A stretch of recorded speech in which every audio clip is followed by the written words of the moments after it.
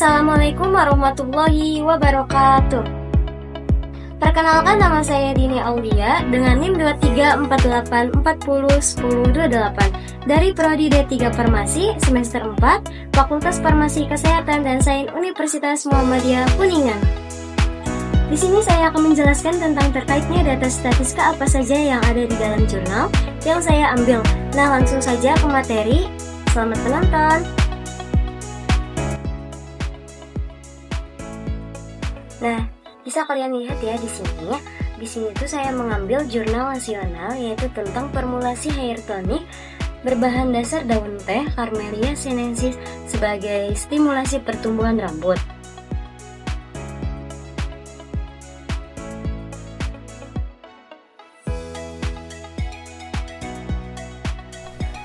Nah, selanjutnya pada materi yang pertama itu ada jenis data statistika.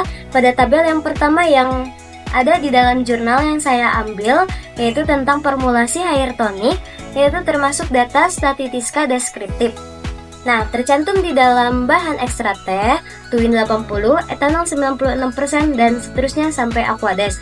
Dari masing-masing bahan tersebut dilakukan dua perlakuan, yaitu kontrol negatif dan HTE.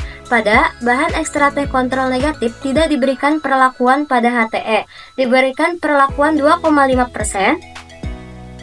Lalu pada bahan tuin kontrol negatif 5% dan HTE 5%, pada bahan etanol 96% diberikan perlakuan kontrol negatif 30% dan HTE 30%, begitu pula seterusnya sampai bahan Aquades. Pada baris atau kolom bahan itu termasuk data kualitatif ya, atau nominal, karena data tersebut merupakan kategori saja yang hanya melabeli dan tidak mencantumkan nilai kuantitatifnya.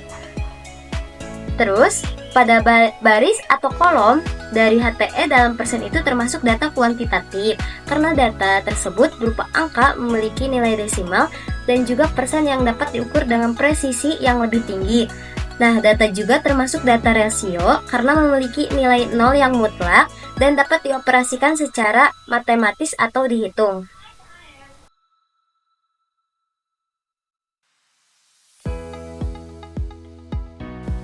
Nah, selanjutnya di sini ada tabel yang kedua ya, yaitu hasil uji organoleptis dan homogenitas sediaan hair tonic.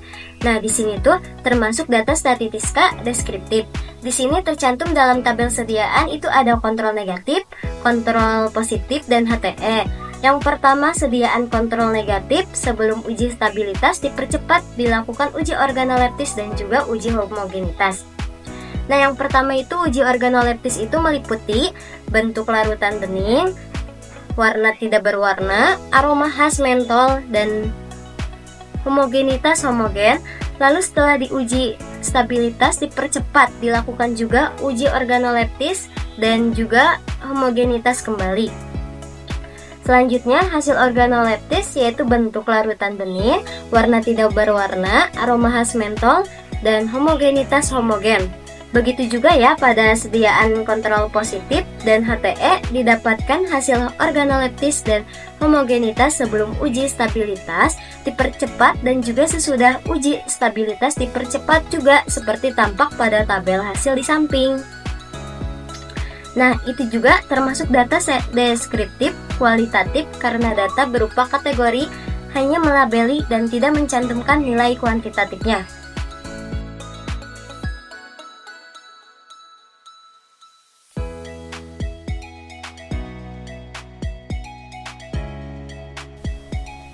Nah, data statistika selanjutnya itu ada pada tabel yang ketiga ya, hasil uji pH sediaan hair tonic.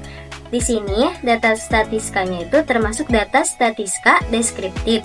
Di sini itu tercantum di dalam tabel sediaan, kontrol negatif, kontrol positif, dan HTE memiliki masing-masing sediaan yaitu di pH S0, S1, S2, S3, S4, S5, dan S6 yang berbeda-beda angkanya. Nah, pada baris sediaan seperti kontrol negatif, kontrol positif, dan HTE itu tuh termasuk data kualitatif atau nominal, dikarenakan data tersebut tuh berupa kategori yang hanya melabeli dan tidak mencantumkan nilai kuantitatif Sedangkan pada kolom pH S0, S1, S2, S3, S4, S5, dan S6 itu termasuk data kuantitatif atau kontinu karena data tersebut berupa angka biasanya memiliki nilai desimal yang dapat dihitung atau diukur dan dioperasikan. Data tersebut tuh juga termasuk data interval karena memiliki nilai 0 yang tidak mutlak.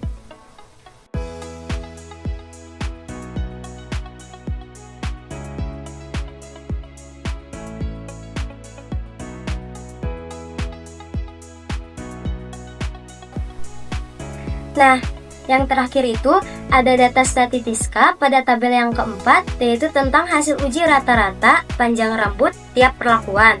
Di sini tuh termasuk data Statitiska deskriptif juga ya, sama saja pada tabel yang ke-1, kedua, dan ketiga. Nah, di sini tuh tercantum di dalam tabel perlakuan kontrol negatif, kontrol positif, dan HTE. Itu sama saja ya pada tabel yang ke-1, 2, dan 3. Nah, dari masing-masing perlakuan didapatkan rata-rata panjang rambut dalam milimeter dan standar deviasi. Pada minggu ke-1 itu ada minggu kedua, ada minggu ketiga, dan minggu yang terakhir itu minggu keempat. Nah, pada masing-masing perlakuan tersebut itu tuh berbeda-beda ya.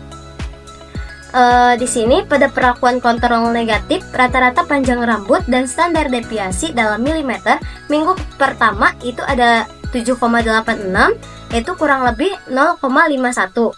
Nah, pada minggu kedua yaitu ada 12,12, yaitu kurang lebih 0,39.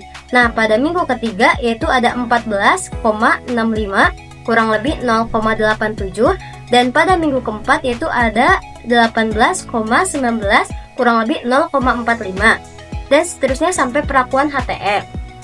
Di sini tuh pada baris perlakuan termasuk data kualitatif atau nominal karena data berupa kategori hanya melabeli dan tidak mencantumkan nilai kuantitatif, sedangkan pada kolom rata-rata panjang rambut dalam milimeter itu kurang lebih standar deviasi itu tuh termasuk data kuantitatif.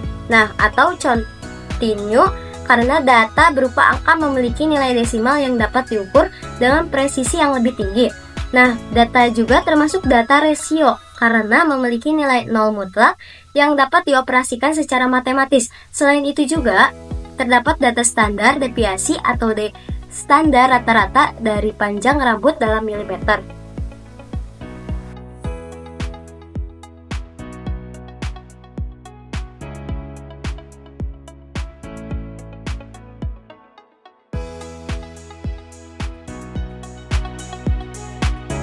Sekian pemaparan materi dari saya, kurang lebihnya mohon dimaafkan. Semoga materi ini bisa bermanfaat bagi kita semua dan bisa diterapkan. Wabillahi taufiq wal hidayah. Wassalamualaikum warahmatullahi wabarakatuh. Dadah.